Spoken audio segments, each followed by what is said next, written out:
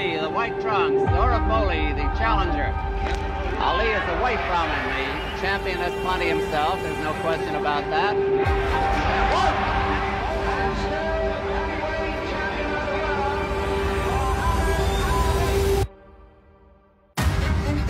Мұхаммед Али, өткен 100 жылдықтың ғасыр спортшысы атанған даңқты боксшы.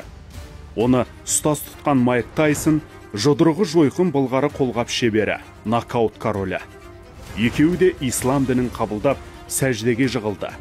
Бірақ араб мәдениетін қабылдаған жоқ, өздерінің ұлттық болмыстарын сақтап қалды. Ешкімді діни көзқарасына, ұстанымына бола айыптамады. Шынайы мұсылманға тән көркем мінезбен миллиондарға үлгі бола алды. Жалпы мұсылман болу өзіңнің ұлтыңнан алыстап, өзге мәдениеттің қалыбын кию деген сөз емес. Дін адамның түр сипатына, киіміне, кәсібіне, мансабына, салт дәстүріне өзгеріс әкелуді мақсат тұтпайды. Оның ең басты мақсаты адамды кемелдендіру, рухани тәрбиелеу. Демек, шынайы мұсылманның ең бірінші міндеті сөзімен де, ісімен де өзгеге залал келтірмеу. Ғасырлар бойы қалыптасқан рухани құндылықты соңғы жылдары жаһанданудың диірмені теріс бұрмалап әлек. Салдарынан радикалды идеология вирусын жұқтырғандар буквализм балтасын оңды-солды сермеп, ұлтқа шабуылдарын үдетті. Жалаңбас жалаң аяқ тобыр қоғамды айыптайды, дәстүрді мансұқтайды.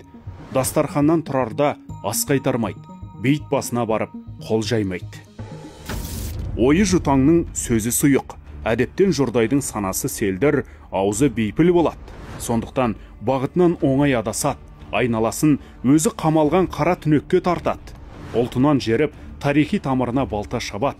Соңғы сатыда қылмысқа барады. Жалпы айтқанда діннің сыртқы кейпін ғана қабылдаған надандықтың ғұмыры қысқа. Елімізде заң терроризмді насихаттағандарды тайрандатып қоймайды. Білегіне кісеннен білезік салынып абақтыға аттанады. Адам рухани ұрынбау үшін діни ақпаратты сенімді ресурстардан алғаны абзал. Шата қарбауына түспеу үшін ресми теологтар мен имамдарға жүгінген дұрыс. Бұл буквализм дертіне шалдығып, бүлік тудырудың алдын алатын бірден бір жол.